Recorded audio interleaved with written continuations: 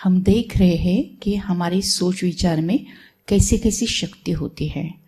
जाने अनजाने में हमारी सोच विचार के वाइब्रेशन सब तरफ फैलते हैं, फिर हमारे भोजन में भी फैलते हैं, हमारे पानी में भी जाते हैं।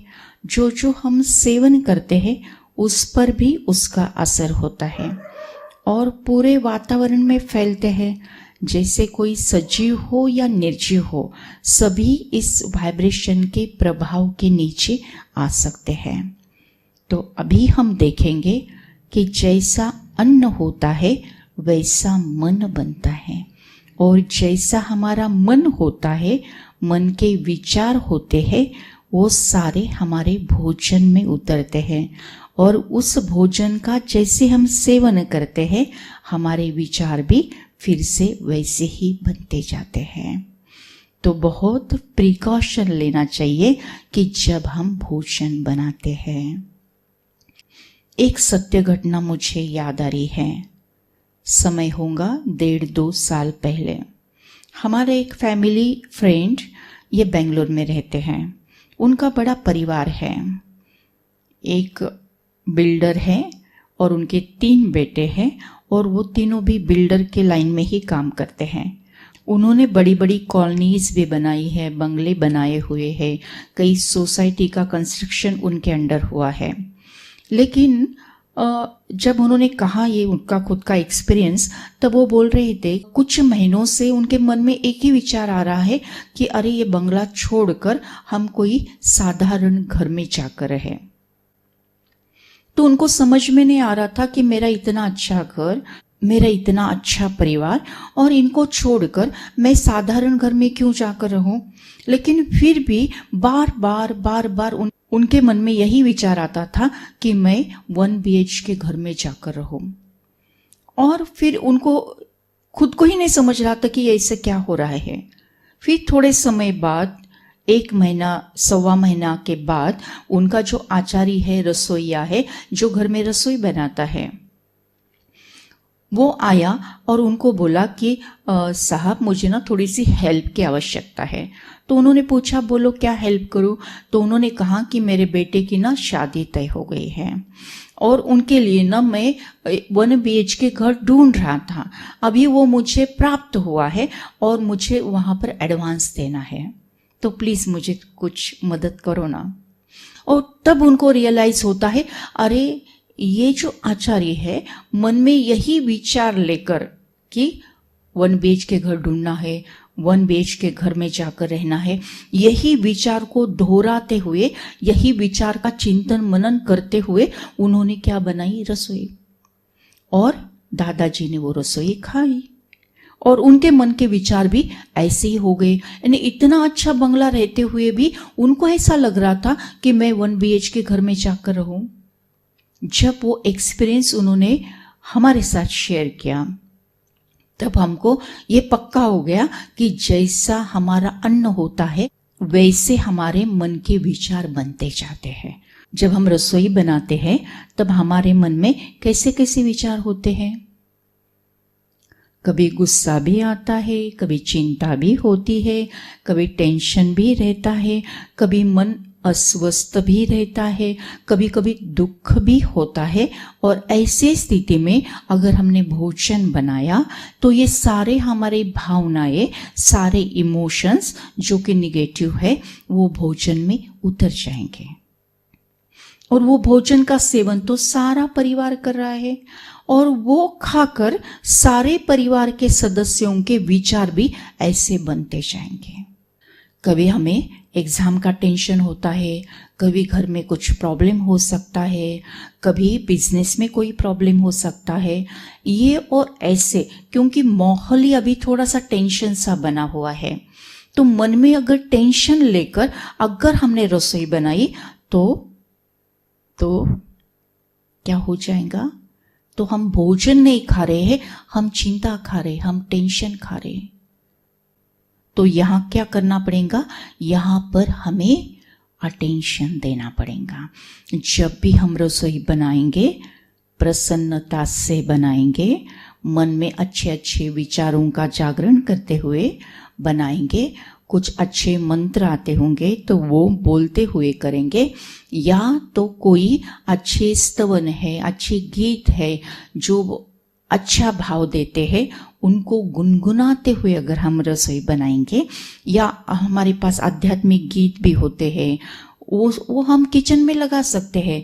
किचन में हम एक आधा इंस्ट्रूमेंट लगा सकते हैं जिससे हम गीत सुन सकते हैं। वही गीत गुनगुनाते हुए और वही गीतों के भावों को दोहराते हुए हम रसोई बना सकते हैं। और जब हम परमात्मा की याद में रसोई बनाते हैं ना, तब वो प्रसाद बन जाता है। देखो, आप सबको एक्सपीरियंस होगा, हमारे सबके घर में कभी ना कभी सत्यनारायण की पूजा होती ही है ना, करते हैं ना हम। तब का याद करो, जब सत्यनारायण की पूजा होती है तब प्रसाद बनता है। वो प्रसाद भी शीरा ही होता है ना, और कभी कभी हम नाश्ते में शीरा भी बनाते हैं। दोनों का रॉ मटेरियल एक ही है और दोनों को बनाने वाली व्यक्ति भी एक है, लेकिन सोचो कि दोनों के स्वाद में फर्क है कि नहीं है। याद करो, हाँ फर्क है। जो हम प्रसाद के रूप में बनाते हैं उसका स्वाद बहुत अच्छा होता है, उसकी खुशबू बहुत अच्छी होती है, उसकी टेस्ट बहुत अच्छी होती है, और ऐसा लगता है कि और खाना और खाना। और जब हम कभी नाश्ते में शीरा बनाते हैं तो क्या होता है, जब हमारा पेट भर जाता है फिर हम बोलते नहीं ठीक है, बस हो गया, बस हो गया। उसके बारे में कुछ इतना अट्रैक्शन नहीं लगता है। फर्क तो याद आ गया ना, आपने महसूस भी किया होगा, है ना। ये तो एक बात होगी। देखो, हम जब होटल में खाते हैं तो होटल में बनाने वाले जो आचार्य होते हैं, भले वो बहुत हाइजीनिक बनाते होंगे, या शायद वो प्रोटीन युक्त, विटामिन युक्त बनाने की कोशिश करते होंगे, लेकिन उनके मन के भाव क्या हम जान सकते हैं? नहीं जान सकते। जैसे आज आपको, मुझे, सबको टेंशन होने की संभावना है, वैसे उनको भी टेंशन होने की संभावना है। अगर उन्होंने टेंशन लेकर अगर रसोई बनाई होंगी तो वो टेंशन हम खाएंगे और हमारा टेंशन बढ़ेगा। अगर उन्होंने दुख में रसोई बनाई होंगी तो हम दुख खा रहे हैं और हमारे भी परिवार में दुख आ जाएगा। तब जब हम बाहर का खाते हैं तो हमें अटेंशन देने की आवश्यकता है। मैं तो बोलती हूँ कि बाहर का खाना ही नहीं चाहिए। जब हम भोजन की सोचते हैं तब हम उसके हाइजीन के बारे में सोचते हैं। जब हम भोजन की सोचते हैं तब प्रोटीन युक्त हो, विटामिन युक्त हो, फ्रेश हो, वगैरह वगैरह सोचते हैं। ये दोनों भी बातें सोचना बहुत ज़रूरी है, लेकिन उसके साथ साथ ये भी सोचना चाहिए कि इसमें एनर्जी कौन सी है, उसमें भाव कौन से है ना। जब हम मंदिर में जाते हैं तो जो हमें मिलता है वो प्रसाद के रूप में हम सेवन करते हैं। प्रसाद में जो हाई एनर्जी होती है उतनी एनर्जी और कोई भोजन में नहीं होती है। लेकिन हमारे रोज का जो भोजन होता है इसको हम पूरा प्रसाद ही बना सकते हैं। जैसे हमने आध्यात्मिक गीत लगाकर वही भावों को मन में क्रिएट करते हुए परमात्मा की याद में अगर हमने भोजन बनाया और उसके बाद में भोजन का भोग परमात्मा को दिखाया, माने नैवेद्य दिखाया, और उसके बाद में जब हम भोजन सेवन करते हैं तभी भी परमात्मा की याद में सुविचार के साथ, मंगल भावनाओं के साथ अगर हमने सेवन किया तो वो भोजन क्या हो गया? प्रसाद हो गया। और प्रसाद ये हाई एनर्जी फूड है, हीलिंग फूड है। वो हमारी इम्यूनिटी को भी बढ़ाता है और हमारे मन के विचारों को पॉजिटिव और डिवाइन भी करता है। तो इसीलिए भोजन में कौन सी एनर्जी है इसका हमें क्या करना चाहिए? बहुत ज़्यादा अटेंशन देने की ज़रूरत है। देखो, हमारे भारत देश में कभी किसी के घर में मृत्यु होती है तो उनके घर में रसोई नहीं बनती है, क्योंकि हमें पता है अगर दुख मन में लेकर रसोई बनाते हैं तो वो दुख मल्टीप्लाई हो जाता है और परिवार के हर सदस्य को वो दुख मिलता है और उनके जीवन में दुख रियलिटी में बदल सकता है। इसीलिए जिनके घर में मृत्यु होती है उनके घर में रसोई नहीं बनाई जाती। इसीलिए मन में हम आज पक्का करते हैं कि जैसा हमारा अन्न होता है वैसा हमारा मन बनते जाता है। इसीलिए बाहर का खाना नहीं, घर में ही बनाना है और घर में ही सेवन करना है। और दूसरी बात कि जब हम सेवन करते हैं तो टीवी देखते हुए सेवन नहीं करना है। जब हम सेवन करते हैं तो टीवी देखते हुए, मोबाइल के साथ खेलते हुए, मोबाइल के ऊपर बातें करते हुए या कोई बातों की चर्चा करते हुए या मीटिंग करते हुए भोजन सेवन नहीं करना है।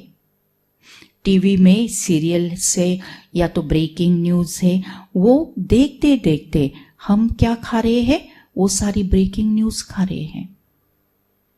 वो सीरियल में जो कुछ कम ज़्यादा हो रहा है वो खा रहे हैं और हमारे मन के विचार ही ऐसे बनते जाते हैं। और वैसे भी मोबाइल में बात करते करते ऐसी क्या अर्जेंसी रहती है कि जब हम भोजन करते तो मोबाइल पे बात करते हैं। आप सुज्ञ हो, ज्ञानी भी हो, आप जानते हो कि जब भोजन करना होता है तो मोबाइल को दूर रखना है। कभी कभी इसका भी अनुभव हम लेते हैं, कोई संस्था की मीटिंग वगैरह होती, कैसी होती है, ब्रेकफास्ट मीटिंग, लंच मीटिंग या डिनर मीटिंग, माने मीटिंग भी करते हैं, मीटिंग में चर्चा भी करते हैं और चर्चा करते करते भोजन भी करते हैं। तो कैसा है कि हमेशा चर्चा पॉजिटिव हो इसकी संभावना कम होती है, और वो चर्चा का रूपांतर अगर झगड़े में हो गया और उसी समय हमने भोजन किया या उसी भाव में भोजन किया तो क्या हो जाएगा, जैसा अन्न वैसा मन बनते जाएगा। यानी बातचीत में, चर्चा में, मीटिंग में कुछ टेंशन जैसी बात हो गई तो हमारा जीवन भी टेंशन से भरपूर हो जाएगा। इसलिए अटेंशन, बहुत अटेंशन देना है। हमारा भोजन ये प्रसाद बनना चाहिए। हम स्क्रीन पर स्लाइड देख रहे हैं कि प्याज और लहसुन में सल्फोनिल हाइड्रोक्सिल आयंस, ये एक होलाटाइल एसिड होता है। ये volatile acid blood brain barrier को क्रॉस कर कर ब्रेन में जाता है और न्यूरॉन्स को डैमेज करता है। और न्यूरॉन्स को डैमेज करने के कारण संकट के समय, मुश्किलों के समय जब क्विक और एक्यूरेट डिसीजन की आवश्यकता होती है तब हम वो क्विक और एक्यूरेट डिसीजन ले नहीं पाते हैं। ये हमारा रिएक्शन का टाइम स्लो डाउन होता है और इससे हमारा बहुत सारा नुकसान होता है। एक रिसर्च हुआ है स्टैनफोर्ड यूनिवर्सिटी में, डॉक्टर रॉबर्ट बैक, इन्होंने ये रिसर्च किया है। और हम सुनते भी आए हैं कि लहसुन खाने से कोलेस्ट्रॉल कम होता है। हाँ, ये सच है कि लहसुन खाने से कुछ छोटे परसेंटेज में कोलेस्ट्रॉल कम होता है, लेकिन उसके साथ साथ रिसर्च करने के बाद ऐसा भी पाया गया है कि लहसुन खाने से जब हमारा रिएक्शन का टाइम स्लो डाउन होता है, इरिटेशन होने लगता है, स्ट्रेस हार्मोन रिलीज होते हैं, और जब स्ट्रेस हार्मोन रिलीज होते हैं तो करीब करीब 20% कोलेस्ट्रॉल बढ़ जाता है। तो एक तरफ 20% कोलेस्ट्रॉल बढ़ गया और एक तरफ 5% कोलेस्ट्रॉल कम हो गया। तो फाइनल रिजल्ट क्या हो गया? फाइनल रिजल्ट ये हो गया कि 15% कोलेस्ट्रॉल बढ़ गया। तो प्याज और लहसुन खाना हमारे लिए अच्छा है क्या? हाँ, नहीं है ना। ब्रह्म कुमार डॉक्टर सचिन भाई है जो माउंट आबू के ग्लोबल हॉस्पिटल में अपनी सेवा देते हैं। उनके एक इंटरव्यू की लिंक हम डिस्क्रिप्शन में शेयर कर रहे हैं। उन्होंने ये सारी बातें बहुत अच्छी तरह समझाई है। उन्होंने रिसर्च के बारे में भी बहुत अच्छा ज्ञान हमें दिया हुआ है।